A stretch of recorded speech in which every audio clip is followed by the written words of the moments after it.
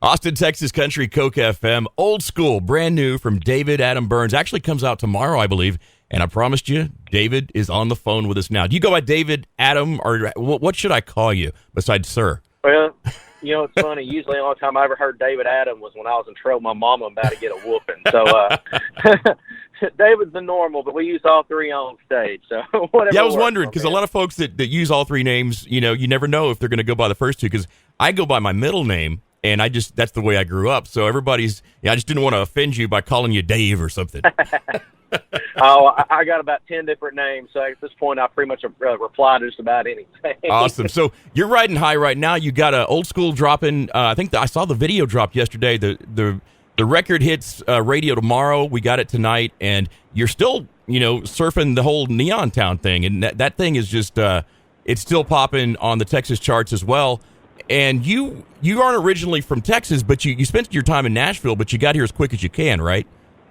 That's about the best way to sum it up. Yeah, man, I'm originally from Central Arkansas, and we're actually heading there right now. We're doing 2 album release shows there Friday night and Saturday night. So here, the best way to kick it off is going back home. But, yeah, man, I spent 11 years in Nashville, and I just, I love traditional country, and, I got the chance to do this record with Trent Willman, and it just – all signs pointed to Texas for me to be able to do my kind of country. And, boy, I'm sure glad you guys have taken me in. Oh, we love it, and the songs are great, and it's got great guitar. It reminds me, I know you guys hate to be compared to somebody else, but it's got a Paisley edge to it. It's got a lot of great stuff. And Trent Willman, and I talked to William Beckman the other night. He produced William Beckman's album as well, and he's out there doing a lot of great stuff with people like Cody Johnson, and I know that you're a big Cody Johnson fan as well, but it's good stuff, and it's tearing up the charts here in Texas. It's good to dance to as well, which is what I'm looking for here on my Texas Night Show.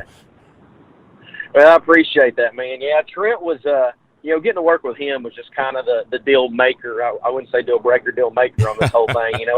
It's the first time I've been with a producer that, wasn't trying to push me to go more commercial or steer away from, my values or my influences. And so, I've told everybody that's asking, I said, I feel like this record is the first time I've recorded one that is 100% me from start to finish. And, heck, some of these songs on this overall record are 10-plus years old. It's all the stuff that was quote-unquote too country in my Nashville days. So it ain't too country for Texas, and that's all I care about. Isn't that a good feeling, though, after spending time in Nashville and they make you do what they want you to do, and then you've got all these great songs you're sitting on, and you get down on yourself, and you realize, hey, there is a market for this stuff. This is good. Just because somebody up there told you it's not good, it's great stuff here. Absolutely, man. And you mentioned Cody. I mean, I remember that turning point in my career. There was 3 moments, and one of them was when I was in Champaign, Illinois, and I heard that Me and My Kind come on the radio, and I came running out. I said, who in the heck is that? And why are they doing the kind of country I'm told I'm not allowed to do? So that was kind of my turning point where I went, all right, there's this stuff out there, and it's obviously working for somebody. I just got to figure out where these fans are, and find out it was Texas, man. It's funny because we put Coke FM on the air about 8 years ago, and the world was in the height of the bro country, and there's 2 other stations in town that play, a lot of the regular Nashville country, and we tried to stay away from that as much as possible. We play, the red dirt, the classics, and stuff that more identifies with Texas, whether you're from Oklahoma, Arkansas, or wherever, but it's got that feel. And so we started playing Cody Johnson, and he was really a trailblazer. It's like when Shania brought country into the forefront in the early 90s, Cody, I think, brought a lot of folks back to this kind of, Cody's not so much red dirt, but it's just the attitude behind it. It's the rodeo and the guitar, and we don't care what we're singing about. We're just singing some good music.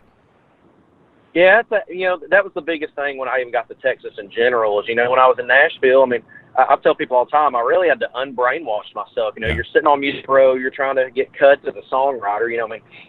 I'm writing for me, but I was writing trying to get cuts for other guys too. But, there's like a checklist of this content, this sound, this topic, right. And it just, I loved when I got to Texas that it was like, man, just songs about life, and just, it didn't have to be butterflies and bunny rabbits to make them happy like it was in Nashville. Yeah, so, I just feel at home. It's so funny hearing you talk about it, because we've had so many folks come back from Nashville saying that the exact checklist you were just talking about the formula they've got. And, and a lot of that stuff is great. Look, I like me some Luke Bryan. I like a lot of that stuff, but it's not what we want here. It's great to listen to, but it's not from the heart. It's almost formulaic. And when you can tell a song that's formulaic, it doesn't hit you in the heart. But when you hear a real country song, that'll get you because it's been somebody that actually lived that.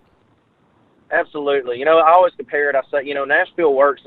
I'll never be one that sits and bashes Nashville. It's for some people, but it got to a point where Nashville was only about Friday and Saturday night. And it's like, man, you got Sunday through Friday morning to talk about and sing about too. And so I'm just glad we got somewhere we can sing songs about those days of the week as well as the fun stuff. Yeah, Nashville's a great town, and they're doing it right, downtown with Broadway and everything. And I wish Austin would go back to what it used to be here, like what 6th Street used to be and everything, because I think Nashville does have that correct. But it's nice to have the Texas roots, and, of course, with the pandemic and all, this whole year was just odd.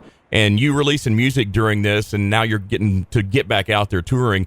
What were you doing the last 6 months? Were you doing some streaming events? Did you write more, or were you? Some of these guys either went nuts during the pandemic because they couldn't get on the road, or they took it and they wrote a lot of new songs and they did some constructive stuff. Man, it was a mixture of all the above. Sorry. There you are. You're coming back. There we go. Sorry. That's all right. Yeah, I said. No, I mean, it was a little mixture of all of it. There was the very beginning of it, which kind of stir crazy and scared.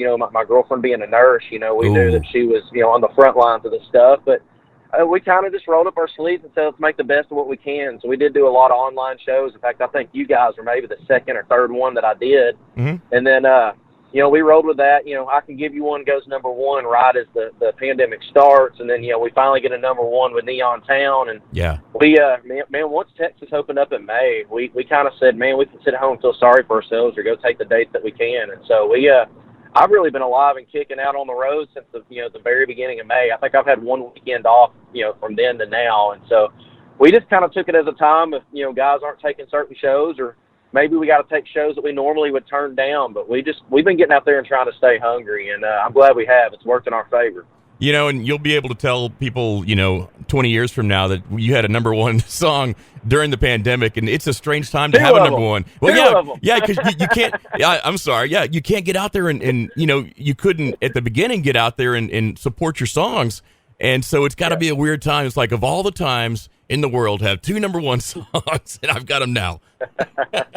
It's it was good timing. It helped us kind of stay on people's minds, and like I said, we took it as a chance to take advantage of situations. We were able to do a music video, stuff that maybe normally were out of budget and this and that, and just we were able to do a lot of things we haven't been able to do because we didn't have access to it. And so with a lot of people being out of work, we were able to get it. And so we were on CMT this week with this new song. We went ahead and got the record out.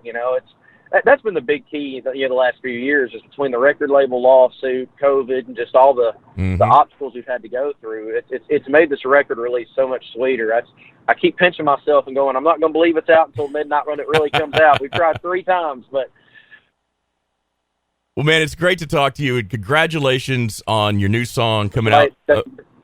I lost you for 1 second. I was just saying congratulations on all this. And Old School hits the record players tomorrow, and then of course Neon Town still riding high. A lot of great stuff going on for you, Nate. Let us know when you're coming back into the Central Texas area, because I'd like to go see you. And everybody's starting to open up back down here again, so we'll see what happens with that moving forward. Absolutely, man. We'd love to get back that way. And not only Old School, the entire record, Neon Town, finally comes out tomorrow as well. So y'all be on the lookout for that. Great. And congratulations on everything. And be careful driving back to Arkansas. And we'll talk to you real soon. All right. Thank you, buddy. David Adam Byrnes right here on Texas Nights. Thanks for joining me. And we're going to be playing more of his new stuff. But yeah, Neon Town, the full album hits tomorrow.